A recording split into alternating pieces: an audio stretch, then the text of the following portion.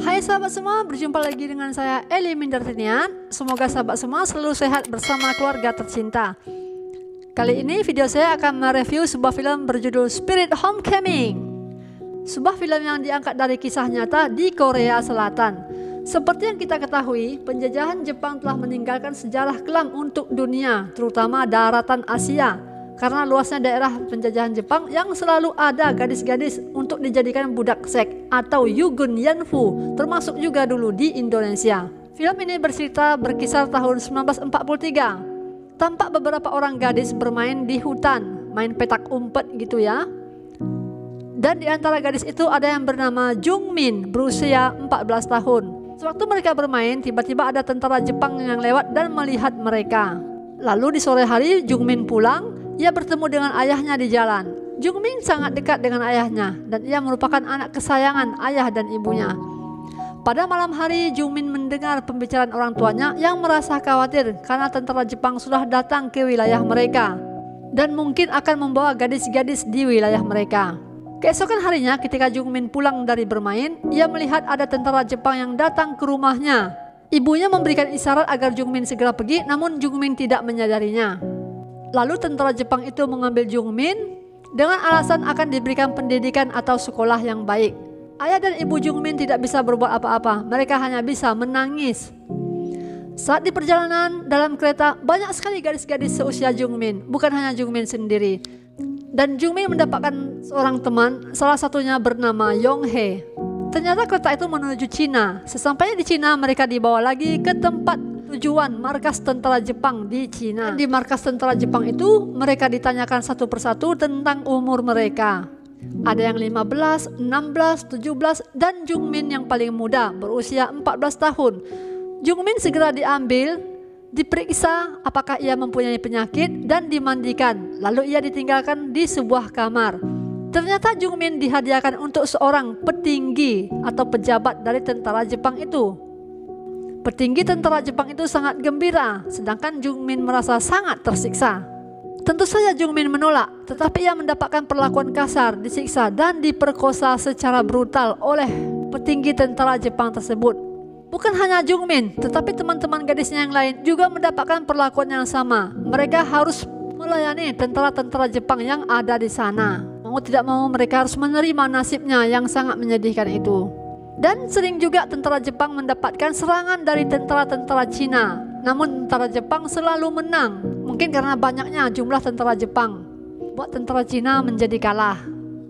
Tetapi dari semua tentara Jepang itu tidak semua jahat. Ada juga beberapa orang yang baik. Salah satu dari mereka yang baik menganggap Jungmin seperti adiknya dan ia tidak pernah menyentuh Jungmin. Jungmin melihat berapa banyak gadis-gadis yang terluka, bahkan ada yang gila akibat perlakuan dari tentara-tentara Jepang tersebut. Malam mereka dipaksa untuk melayani nafsu bejat dari tentara Jepang, sedangkan siang hari mereka dipaksa untuk bekerja. Dan hari itu Jungmin sakit perut dan ia dibawa ke ruang pengobatan. Saat itulah Jungmin melihat ada mayat seorang gadis yang mati karena siksaan dari tentara Jepang. Lalu Jungmin berpikir untuk melarikan diri. Dengan bantuan tentara yang baik hati itu yang memberikan peta untuk jalan agar Jungmin dan beberapa orang teman gadisnya bisa melarikan diri. Tetapi sialnya salah satu dari mereka tertangkap. Melihat ini, Jungmin, Yonghae dan beberapa gadis temannya melarikan diri itu kembali lagi ke markas. Sedangkan salah satu dari mereka tetap melarikan diri. Dan Jungmin melihat banyak sekali gadis-gadis yang berusaha melarikan diri, namun mereka tertangkap dan dikurung dalam penjara. Tidak diberikan makan dan minum sampai akhirnya mereka tewas. Banyak juga para gadis yang sakit karena siksaan dari para tentara Jepang. Gadis-gadis yang sakit ini dibawa ke suatu tempat, dikatakan mereka akan diobati, tapi ternyata mereka dibawa ke hutan untuk dieksekusi mati. Hal ini berlangsung selama 2 tahun sampai akhirnya tahun 1945, di mana kita ketahui Hiroshima dan Nagasaki dijatuhi bom atom oleh tentara sekutu. Hal ini membuat Jepang harus menyerah tanpa syarat. Karena tentara Jepang harus kembali ke negaranya dan untuk menghilangkan bukti kejahatan mereka, maka gadis-gadis ini termasuk Jungmin dan Yonghae dibawa ke hutan untuk dieksekusi mati. Pada saat itu semua gadis ketakutan, termasuk juga Jungmin dan Yonghae. Tapi Jungmin tetap tidak tega melihat sahabatnya Yonghae dan ia memberikan jimat keberuntungan yang ia dapatkan dari ibunya dulu kepada Yonghae. Tiba-tiba tentara Cina datang dan baku tembak pun pecah antara tentara Jepang dan tentara Cina. Banyak gadis-gadis yang mati karena tertembak. Namun Jungmin dan Jonghae bisa melarikan diri. Tapi ternyata ada seorang tentara Jepang yang mengikuti mereka dan hampir saja membunuh Jungmin dengan pedangnya. Di saat yang bersamaan tiba-tiba ada tentara Korea atau Cina yang datang menyelamatkan mereka dan membunuh tentara Jepang itu. Tapi ternyata lagi tentara Jepang itu masih hidup dan masih sempat mengangkat pistol untuk menembak Jonghae. Jungmin yang mengetahui hal ini segera menyelamatkan Jonghae dengan memasang badannya. Jungmin tertembak dan mati. Akhirnya Jonghae terpaksa harus meninggalkan Jungmin di sana bersama tentara-tentara Cina. Lalu film menceritakan tentang 46 tahun kemudian, tepatnya tahun 1991. Tersebutlah seorang gadis yang bernama M. Kyung. Ia menjadi korban perkosaan oleh seorang narapidana yang kabur dan ayahnya mati di depan M. Kyung karena telah berusaha menyelamatkan M. Kyung. Sejak saat itu M. Kyung menjadi depresi dan bisu tidak mau bicara. Lalu M. Kyung diobati oleh seorang paranormal atau dukun di sebuah kuil.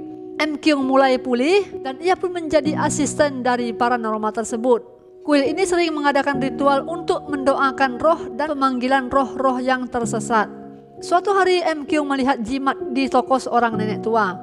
Saat ia memegang jimat itu, ia melihat bayangan-bayangan masa lalu. Ia melihat bayangan para tentara Jepang yang menyiksa gadis-gadis muda.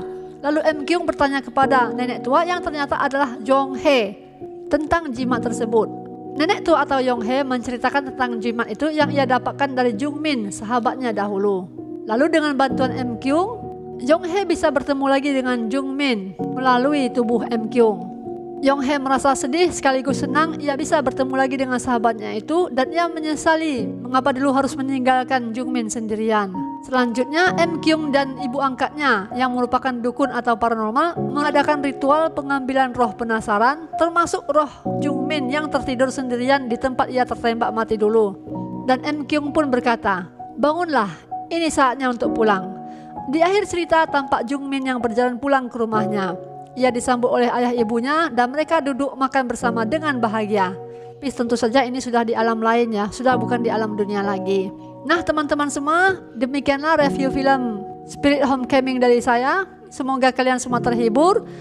Terima kasih telah menonton dan sampai jumpa pada video-video berikutnya. Bye.